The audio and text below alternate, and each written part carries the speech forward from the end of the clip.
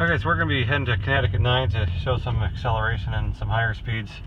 So anyway, Andy, can you tell us where you purchased the vehicle, what you thought about the dealership, the knowledge, were the people knowledgeable, and so on and so forth.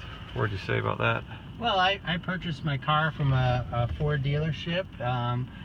They were very upfront that they pretty much sell F-150s and Mustangs, and they did very little business to no business with hybrids or electrics, which was an experience because I knew a lot more about the car than they did, and those are the kind of things that you learn as you go through a car purchase. Now that was two and a half years ago, so by now I think there's a little bit greater familiarity of what kind of things are out there and what kind of competition is out there as well. So but it's still a large learning curve. You have to know what to expect, and really, you should know what to expect when buying an electric car. You said something about Consumer Reports with this vehicle. This was originally a Consumer Reports car? Yeah, this was the first car that Consumer Reports test drove for electrics that I'm aware of. This was the car, the actual car. So I purchased it after Consumer Reports had done their testing, so I knew a lot about the car from Consumer Reports. So that was kind of a fun fact about this car. And what would you say, is there anything you don't like about the car, or are you pretty much 100% happy with it? Oh, it's a great car. As far as the car goes, I'm 100% happy. It's been an experience with service and maintenance and recalls, because because the dealers don't really know much about these cars, but they're learning. The overall reliability, would you say it's been a good vehicle? Well, since there's no,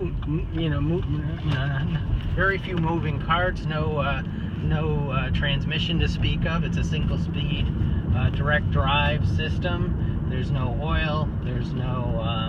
It has a cooling system, but that's just to keep the battery temperatures regulated.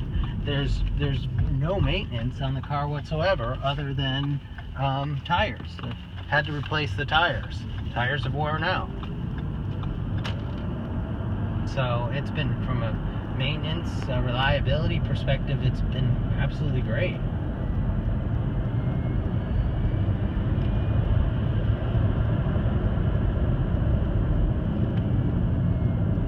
Now, what's the current cost of electricity in your area when you plug in at home? It's 17 cents a kilowatt hour. Although, with my house, like many other houses around it, I've installed a solar system, and that's been in place longer than the car has, and so much of the electricity energy used at home for the car is offset by the solar system.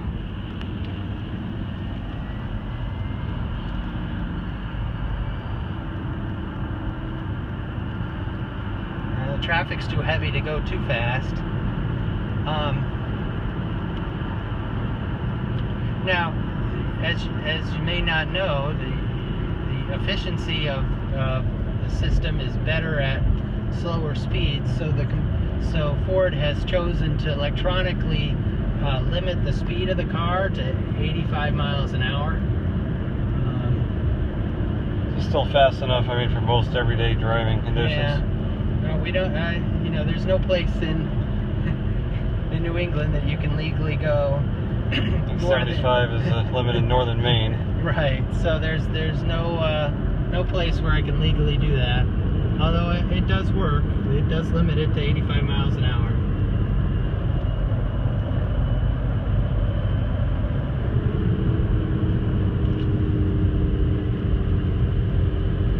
Let's talk about the differences in, I know this is a liquid-cooled system versus, at least the original Nissan Leaf was air-cooled.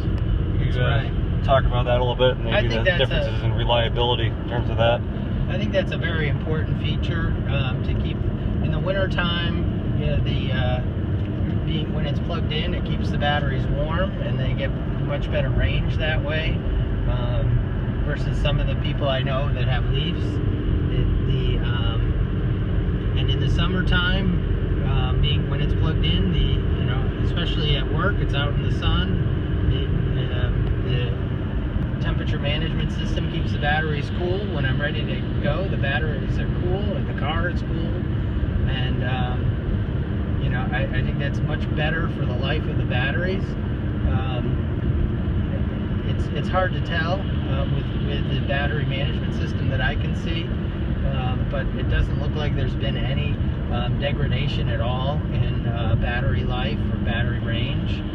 Since in fact in some ways it looks like it's improved, but it's hard to tell. Now how about on a really bitterly cold day? Have you had any issues in terms of are you still able to use the climate system to the fullest, or do you have to skimp on that at all?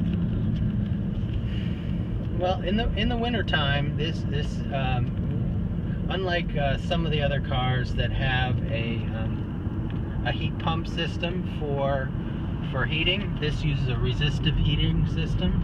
At least in this generation of Ford Focus, has a resistive heating system. So it does use, when it's extremely cold out, it does use the battery notably for heating. So there is a range hit when it's very, very cold out. So you have to deal with that. So there is that factor. But overall, you've never not been able to get to work because of the cold weather. No, and the range guesstimate system, takes that a factor into account, and is relatively good at guessing how far your range can be. So yeah, no, I don't take chances with it. But I don't typically have a problem either.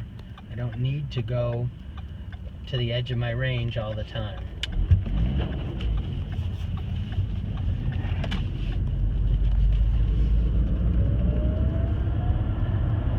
Now, this car does not have the same acceleration as a Tesla. I had the opportunity to test that out firsthand with a friend of mine that does have a Tesla, and the car is not the same. It's not a sports car. So if you want a sports car, go buy a Tesla.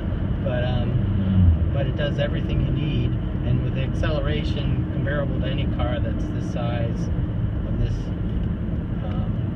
ilk. And how about the air conditioning in the summer? Does that work pretty good? Now, the air conditioning works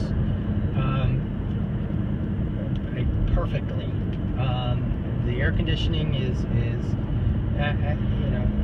actually behind the scenes. The air conditioning, on a really hot day, the air conditioning system is running anyway to keep the battery temperature controlled, and it has a really small effect on whether I turn the air conditioning on or off in the car, and it doesn't affect the range notably at all. One of the other interesting things, though, with a car that gets a 110 mile per gallon equivalent, you do start to get in tune with other factors like rain. Rain causes resistance on the car to have a little bit better, a little worse range. Speed. If you're driving with a heavy foot all the time, versus a light foot, you can feel the difference in the range. Certainly tires. When you switch tires or grades of tires, you can feel the difference in the range.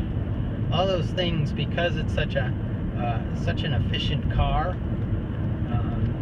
those factors become more critical and noticeable in the range of the car.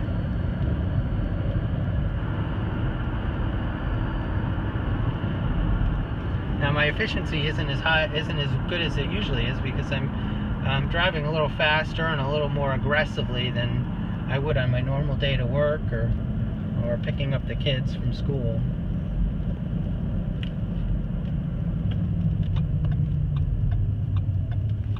so far, of course, you haven't had to do a brake job, I'd assume, you know, with the Yeah. regenerative braking. Well, there's a display. I don't know if the display came up, but the regenerative braking display, you know, typically there's between 90 and 100% regeneration onto the brakes. So there's almost no brake wear at all on the car. So in a regenerative car like this, I don't expect to ever have to do brake work ever. You know, really the only maintenance on the car is tires. And I've heard it said from certain other folks, and I believe it to be true, is you'll spend more on tires than you will on gas. So far, we're about 47,700 miles. Yep. A little over. Yep. And this thing has never left you stranded on the side of the road ever? No, not ever. I wouldn't allow it to do that. I've certainly drained it down to 0 on we were doing one trip, but you know, I think there's a couple extra miles in there that they hold in reserve. And certainly how you drive, and it does warn you at 10 miles and at 5 miles, and that you're approaching your range limit. It has the full nav system,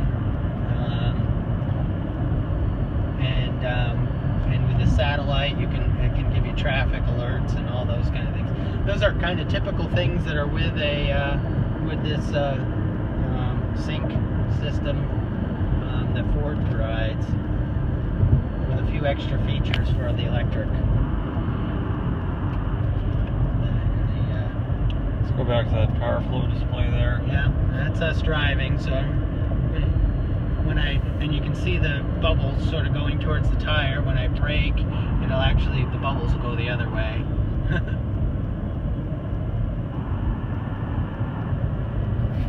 And finally, would you recommend this vehicle to other people? Oh, I sure would. You know, it's a low production model vehicle from Ford. They don't produce a lot of them. They produce about 100 a month, pretty consistently for the last 4 years. That's about how many they've produced, and you see them around. So they've gotten a lot of the bugs out, or any of the issues that were on some of the initial recalls of the first model year. Yeah, I would definitely recommend it. And again, this is a 2012 model, so That's correct. First year. Yep. And if you don't mind me asking, how much did you pay for this vehicle? I paid $26,000, but that was because it came off of the it was a used car from the from Consumer Reports, and had no federal tax rebate. I think you said it had about 4,000 miles when you started. About 3,000. 3,000 miles. Yep. All right. Well, thank you very much, Andy, for the information. Thank you, Jesse.